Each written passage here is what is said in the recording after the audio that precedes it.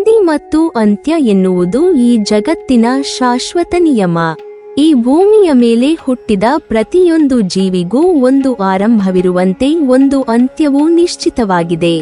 ಸೂಕ್ಷ್ಮ ಜೀವಿಯಿಂದ ಹಿಡಿದು ಬೃಹತ್ ಜೀವಿಗಳವರೆಗೆ, ಮರಗಿಡಗಳಿಂದ ಹಿಡಿದು ಪರ್ವತಗಳವರೆಗೆ, ನಕ್ಷತ್ರಗಳಿಂದ ಹಿಡಿದು ಸಂಪೂರ್ಣ ಬ್ರಹ್ಮಾಂಡದವರೆಗೆ ಎಲ್ಲವೂ ಕಾಲಚಕ್ರಕ್ಕೆ ಒಳಪಟ್ಟಿವೆ.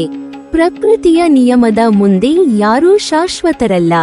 ಮಾನವನ ಜೀವನದಲ್ಲಿ ಹುಟ್ಟು, ಬೆಳವಣಿಗೆ, ವೃದ್ಧಾಪ್ಯ ಮತ್ತು ಮರಣ ಹೇಗೆ ಸಹಜವೋ ಅದೇ ರೀತಿ ಯುಗಗಳಿಗೂ ಒಂದು ಆರಂಭ ಮತ್ತು ಅಂತ್ಯವಿದೆ ಎಂದು ಹಿಂದೂ ಧರ್ಮಗ್ರಂಥಗಳು ವಿವರಿಸುತ್ತವೆ.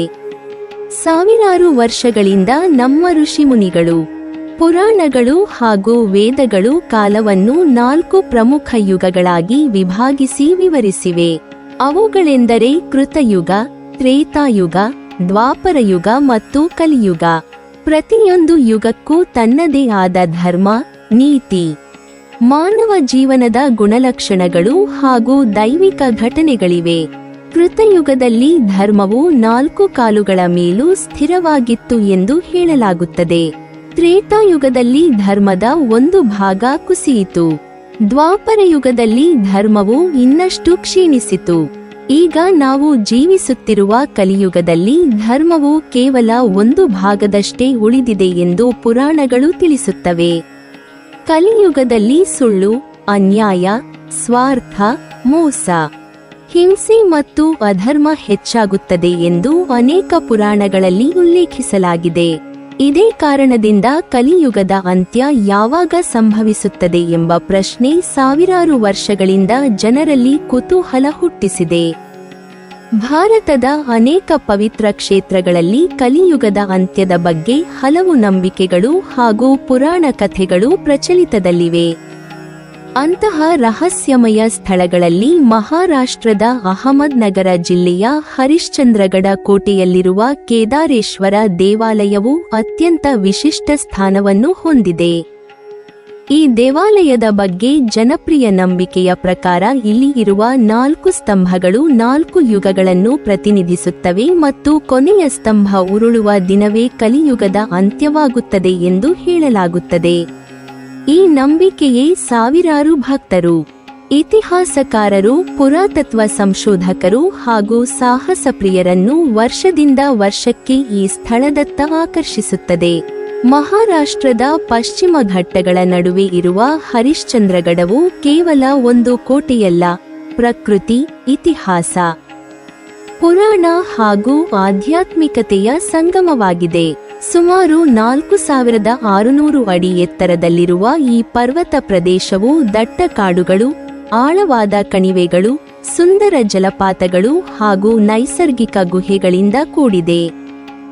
ಮಳೆಗಾಲದಲ್ಲಿ ಈ ಪ್ರದೇಶವು ಹಸಿರು ಹೊದಿಕೆಯನ್ನು ಹೊದ್ದುಕೊಂಡು ಸ್ವರ್ಗದಂತಾಗುತ್ತದೆ. ಆದರೆ ಇದೇ ಸಮಯದಲ್ಲಿ ಇಲ್ಲಿನ ದಾರಿಗಳು ಅಪಾಯಕಾರಿಯಾಗುವುದರಿಂದ ದೇವಾಲಯ ತಲುಪುವುದು ಕಷ್ಟಕರವಾಗುತ್ತದೆ. ಹರಿಶ್ಚಂದ್ರಗಢವು ಮಹಾರಾಷ್ಟ್ರದ ಅತ್ಯಂತ ಪ್ರಸಿದ್ಧ ಟ್ರೆಕ್ಕಿಂಗ್ ಸ್ಥಳಗಳಲ್ಲಿ ಒಂದಾಗಿದ್ದು ದೇಶ ವಿದೇಶಗಳಿಂದ ಸಾವಿರಾರು ಪ್ರವಾಸಿಗರು ಇಲ್ಲಿಗೆ ಆಗಮಿಸುತ್ತಾರೆ. ಹರಿಶ್ಚಂದ್ರಗಢದ ಇತಿಹಾಸವು ಅತ್ಯಂತ ಪ್ರಾಚೀನವಾಗಿದೆ. ಮತ್ಸ್ಯ ಪುರಾಣ, ಸ್ಕಂದ ಪುರಾಣ ಮತ್ತು ಅಗ್ನಿ ಪುರಾಣಗಳಲ್ಲಿ ಈ ಪ್ರದೇಶದ ಉಲ್ಲೇಖ ದೊರೆಯುತ್ತದೆ.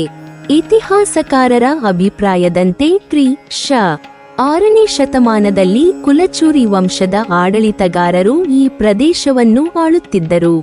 ನಂತರ ರಾಷ್ಟ್ರಕೂಟರು, ಚಾಲುಕ್ಯರು, ಯಾದವರು ಹಾಗೂ ಅನೇಕ ರಾಜವಂಶಗಳು ಈ ಪ್ರದೇಶದ ಮೇಲೆ ತಮ್ಮ ಆಡಳಿತ ಸ್ಥಾಪಿಸಿದರು.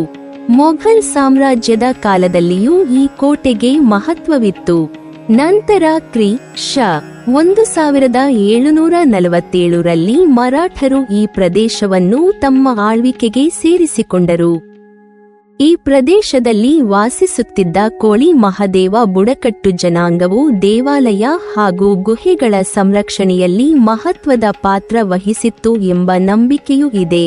ಹರಿಶ್ಚಂದ್ರಗಢದಲ್ಲಿರುವ ಗುಹೆಗಳು ಸುಮಾರು 11ನೇ ಶತಮಾನದಲ್ಲಿ ನಿರ್ಮಾಣಗೊಂಡ ಶಿಲ್ಪಕಲೆಯ ಅದ್ಭುತ ಉದಾಹರಣೆಗಳಾಗಿವೆ. ಬಂಡೆಗಳನ್ನು ಕೆತ್ತಿ ನಿರ್ಮಿಸಿದ ಈ ಗುಹೆಗಳು ಆ ಕಾಲದ ವಾಸ್ತುಶಿಲ್ಪದ ಕೌಶಲ್ಯವನ್ನು ಪ್ರತಿಬಿಂಬಿಸುತ್ತವೆ. ಕೆಲ ಸಂಶೋಧಕರ ಅಭಿಪ್ರಾಯದಂತೆ ಇಲ್ಲಿ ಮೊದಲಿಗೆ ಮಹಾವಿಷ್ಣುವಿನ ಮೂರ್ತಿ ಪ್ರತಿಷ್ಠಾಪಿಸಲಾಗಿತ್ತು. ನಂತರ ಶಿವಾರಾಧನೆಯು ಹೆಚ್ಚು ಪ್ರಾಮುಖ್ಯತೆ ಪಡೆದಿತು. 14ನೇ ಶತಮಾನದಲ್ಲಿ ಚಂಗದೇವ ಎಂಬ ಮಹಾನ್ ಯೋಗಿ ಈ ಗುಹೆಗಳಲ್ಲಿ ತಪಸ್ಸು ನಡೆಸಿದರೆಂದು ಸ್ಥಳೀಯ ಕಥೆಗಳು ಹೇಳುತ್ತವೆ. ಇಂದಿಗೂ ಆ ಗುಹೆಗಳಲ್ಲಿ ಧ್ಯಾನ ಮಾಡಿದರೆ ಅಪಾರ ಮಾನಸಿಕ ಶಾಂತಿ ದೊರೆಯುತ್ತದೆ ಎಂದು ಅನೇಕ ಭಕ್ತರು ನಂಬುತ್ತಾರೆ. ಹರಿಶ್ಚಂದ್ರೇಶ್ವರ ದೇವಾಲಯವು ಇಲ್ಲಿ ಇರುವ ಪ್ರಮುಖ ಶಿವಾಲಯವಾಗಿದೆ.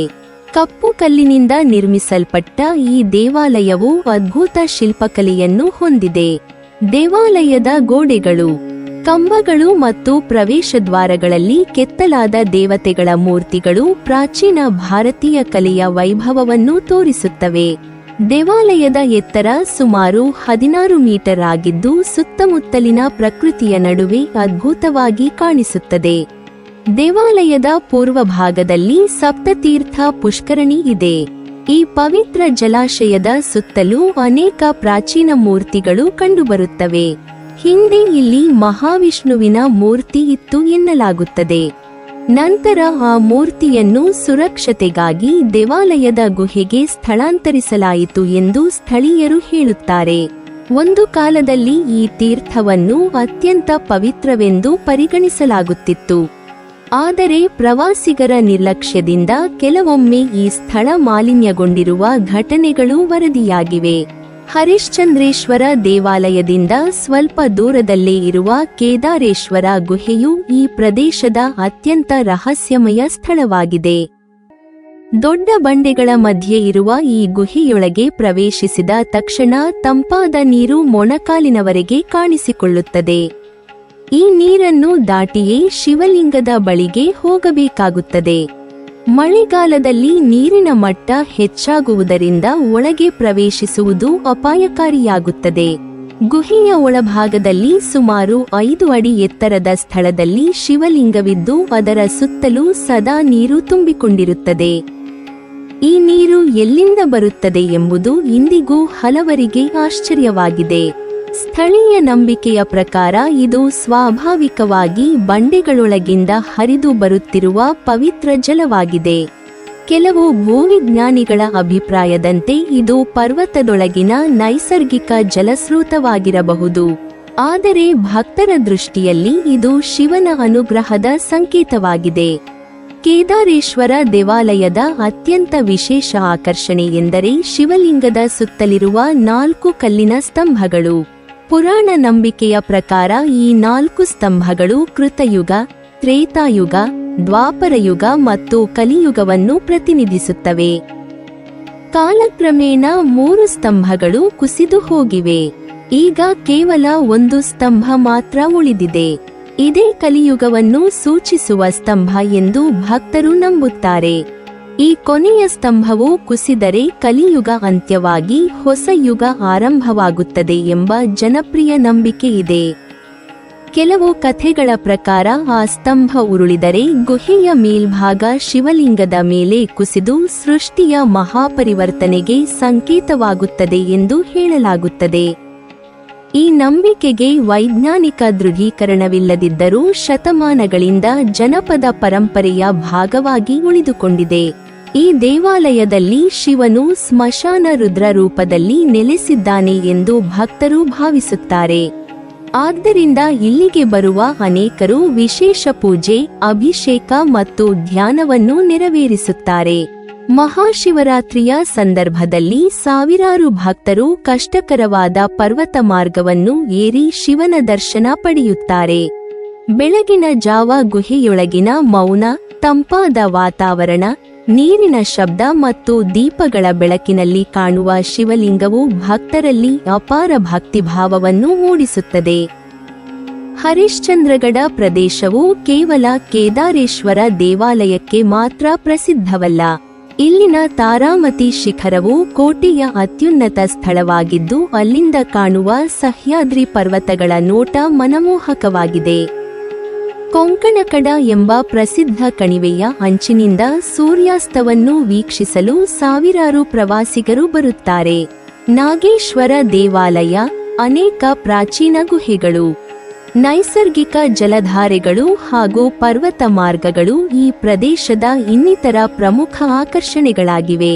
ಪ್ರಕೃತಿ ಪ್ರಿಯರು, ಛಾಯಾಗ್ರಾಹಕರು ಹಾಗೂ ಸಾಹಸ ಪ್ರಿಯರಿಗೆ ಇದು ಅತ್ಯಂತ ಮೆಚ್ಚಿನ ತಾಣವಾಗಿದೆ. ಇತ್ತೀಚಿನ ವರ್ಷಗಳಲ್ಲಿ ಈ ದೇವಾಲಯದ ರಹಸ್ಯ ಹಾಗೂ ಕಲಿಯುಗದ ಅಂತ್ಯದ ಕುರಿತ ಜನಪ್ರಿಯ ನಂಬಿಕೆಗಳು ಸಾಮಾಜಿಕ ಜಾಲತಾಣಗಳು ಮತ್ತು ಯೂಟ್ಯೂಬ್ ವಿಡಿಯೋಗಳ ಮೂಲಕ ಇನ್ನಷ್ಟು ಪ್ರಸಿದ್ಧಿ ಪಡೆದಿವೆ. ಆದಾಗ್ಯೂ ಇವು ಧಾರ್ಮಿಕ ನಂಬಿಕೆಗಳು ಮತ್ತು ಜನಪದ ಪರಂಪರೆಯ ಭಾಗವಾಗಿದ್ದು, ಕಲಿಯುಗದ ಅಂತ್ಯಕ್ಕೆ ಸಂಬಂಧಿಸಿದಂತೆ ಯಾವುದೇ ವೈಜ್ಞಾನಿಕ ಅಥವಾ ಅಧಿಕೃತ ಸಾಕ್ಷ್ಯ ಲಭ್ಯವಿಲ್ಲ ಎಂಬುದನ್ನು ಗಮನಿಸಬೇಕು. ಆದರೂ ಈ ಸ್ಥಳದ ಐತಿಹಾಸಿಕ ಹಿನ್ನೆಲೆ, ಅದ್ಭುತ ಶಿಲ್ಪಕಲೆ, ನೈಸರ್ಗಿಕ ಸೌಂದರ್ಯ, ರಹಸ್ಯಮಯ ಗುಹೆಗಳು ಹಾಗೂ ಶಿವಭಕ್ತಿಯ ವಾತಾವರಣವು ಪ್ರತಿಯೊಬ್ಬ ಪ್ರವಾಸಿಗನಿಗೂ ವಿಶಿಷ್ಟ ಅನುಭವವನ್ನು ನೀಡುತ್ತದೆ. ಭಾರತದಲ್ಲಿ ಇತಿಹಾಸ, ಪುರಾಣ ಮತ್ತು ಪ್ರಕೃತಿ ಒಂದೇ ಸ್ಥಳದಲ್ಲಿ ಒಂದಾಗಿರುವ ಅಪರೂಪದ ತಾಣಗಳಲ್ಲಿ ಹರಿಶ್ಚಂದ್ರಗಡದ ಕೇದಾರೇಶ್ವರ ದೇವಾಲಯವೂ ಒಂದು ಎಂದು ಹೇಳಬಹುದು. ಇಲ್ಲಿ ಭೇಟಿ ನೀಡುವ ಪ್ರತಿಯೊಬ್ಬರೂ ಕೇವಲ ಒಂದು ದೇವಾಲಯವನ್ನು ಮಾತ್ರ ನೋಡುವುದಿಲ್ಲ.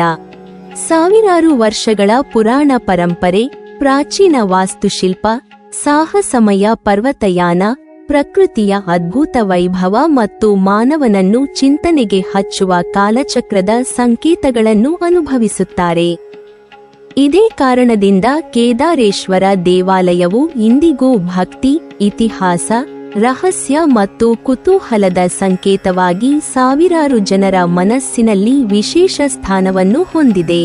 ನೀವಿನ್ನೂ ನಮ್ಮ ಚಾನೆಲ್ ಅನ್ನು ಸಬ್ಸ್ಕ್ರೈಬ್ ಮಾಡಿಲ್ವಾ?